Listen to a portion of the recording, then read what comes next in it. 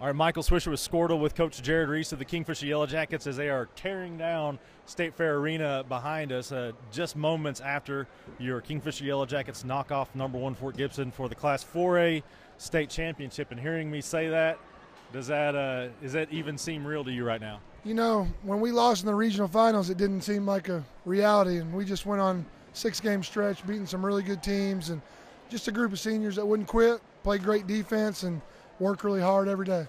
You talk about, we talked about after you just made it to the state tournament when you beat teams like Elk City and Heritage Hall and Anadarko. Just that 4A grind is pretty tough, and then you got to come here and you beat Catoosa and Victory Christian and then Fort Gibson.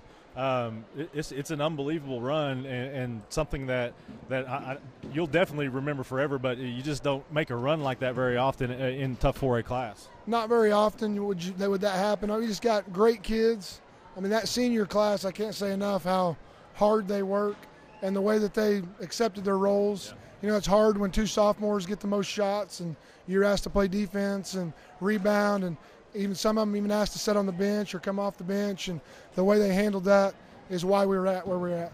Yeah, and talk about the defense. For most of the first half, they're in single digits. They don't get 10 until about a minute and a half left in the first half. Talking about Fort Gibson, they shoot about 17% in the first half.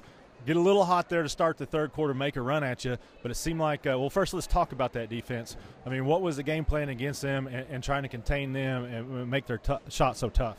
We thought we would have a really hard time guarding them. Trey Green did a tremendous job on their big post player who we thought we'd have a difficult time. And Trevor and Marco have stopped pretty much everybody they've guarded all year, and so we were pretty confident in that. Just as a team, the scouting report that Coach Combs gave us was followed to a T, and they just did an amazing job of executing it.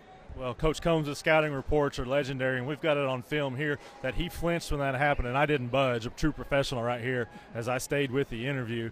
But then when they made the run at you, you got the big plays. In fact, they go on a 12-0 run overall to take the lead on a 21-20, and then you answer with an 8-0 run. But it seemed like every time they'd get a shot, you'd answer with a big play or a big shot. And it was different guys tonight, whether it was the N1 from Trey or a big three-pointer. It was just, everybody was stepping up and making that big shot. Yeah, we talked at halftime. We were up 8. We talked how there's definitely going to be a stretch where they go on a run. They're just too good a team. And when they went on that run and took the lead, we didn't panic. We just kept playing and had good shots, and it was great. I think the play that really just showed the way the game was going to go, there was a loose ball that 2 of our kids sprawled out for, ended up getting it and getting an and one on the other end. Yep. Plays like that are winning plays, and that's what we try to get out of them every day. Well, you got a winning play, got a winning team, and now a state champion, Kingfisher Yellow Jackets. Jared Reese, everybody.